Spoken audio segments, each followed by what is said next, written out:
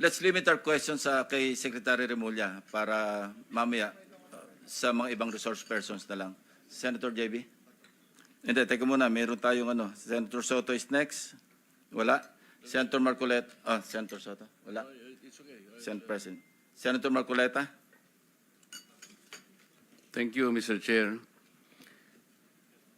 Mr. Secretary, a couple of days ago, in the last hearing when you were here, we somehow settled the issue that restitution is not a requisite for an applicant to the WPP. Is that correct?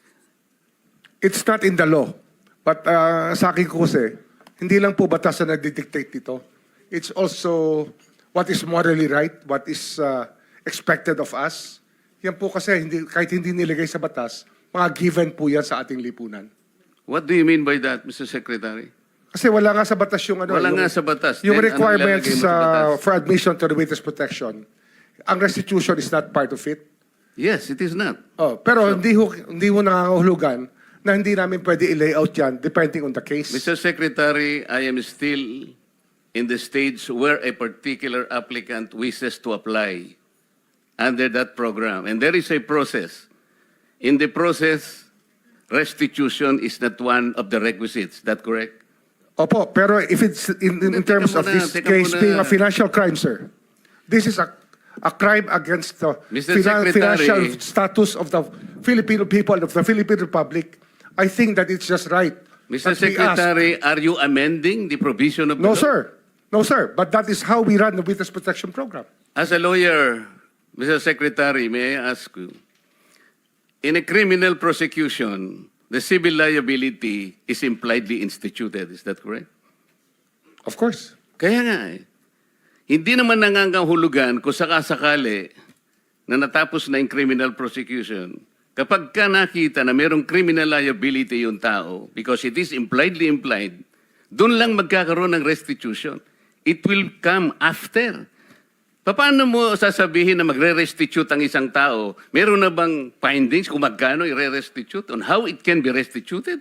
Nag-a-apply pa lang eh. Huwag po ninyong babaguhin ang requisite ng batas, Mr. Secretary. I thought nung dumating ka dito, nagkaintindihan na tayo eh. Kaya nabablar ang proceedings natin eh.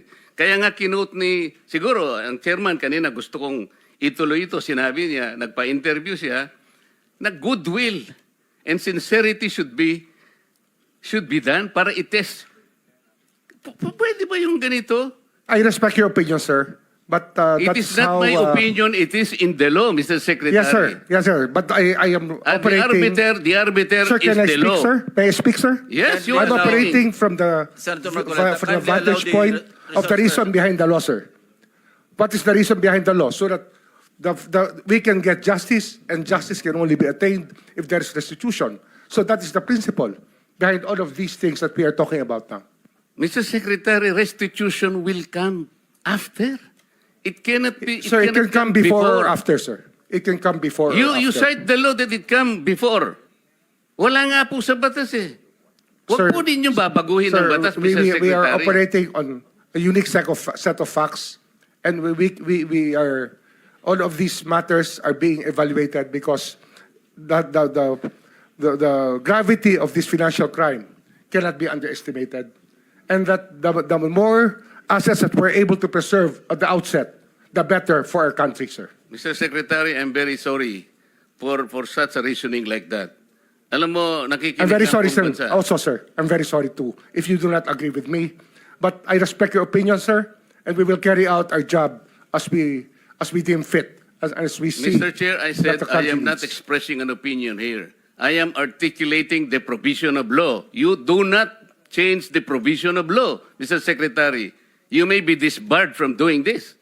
Then it's your opinion, sir. It's your option, sir. Sinabi ko na nga, hindi ko opinion dito. I am articulating Then it's your option, the sir. It provision of law. is what you wish to happen. That you may proceed Ikaw ang with what you nagbibigay wish. ng opinion, nilalagay mo yung restitution to test the goodwill of a possible applicant. It is not in the law. Unless you are able to point out the provision of law that it come before. Hindi ganun eh. Sabi mo na nga, and we admitted, impliedly instituted ang civil liability, but this will come eventually after the court has pronounced kung magkano ang ibabalik niya kung meron man, not before. Thank you, Mr. Chair. Are you done, Senator Marcoleta? Thank you. Okay. So next in line is Senator Padilla.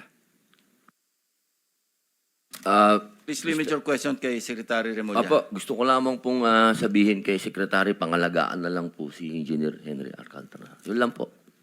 Opo, salamat po. Thank you. Senator De La Rosa. Thank you, Mr. Chair. Point of clarification lang ito sa akin, Mr. Chair, dahil ito mga diskayas, para mukhang nagbigay na ito ng affidavit in the previous hearings. Gusto natin na may resulta kaagad ito investigation natin. Baka pwedeng isama na rin yung affidavit nila, sir, na evaluate ng DOJ para isang bagsakan na lang yung pagpile ng kaso. Dahil marami sila binanggit na mga pangalan ng mga congressman. As a matter of fact, undergoing evaluation. Undergone by whom, Mr. Chair? DOJ. DOJ on So we met with them already, and we will meet again with them tomorrow. Kasi nawala nga yung kahapon, sir. No? We lost the time yesterday. We were supposed to meet yesterday. Hindi lang po natuloy. Yes, sir. Mr. Chair, just para mas maganda kung isang bagsakan na makuha na sana lahat yan, mapaila na kaagad, Opo, opo. mas maganda. Thank you. Thank you lang, Mr. Chair. Thank you, Salamat. Senator Rapi.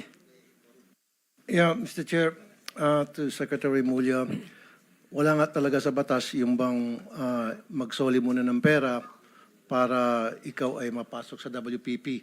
Pero kung pagbabasehan natin yung kagusto ng taong bayan, ang galit ng taong bayan, na gusto nilang magpakita in goodwill yung accused bago siya mapunta sa WPP, siguro mas maganda kung sundin natin yung kagusto ng taong bayan, right? Opo. Thank you, Mr. Chair. Mr. Chair, there Yes, is also, Senator I would like to manifest that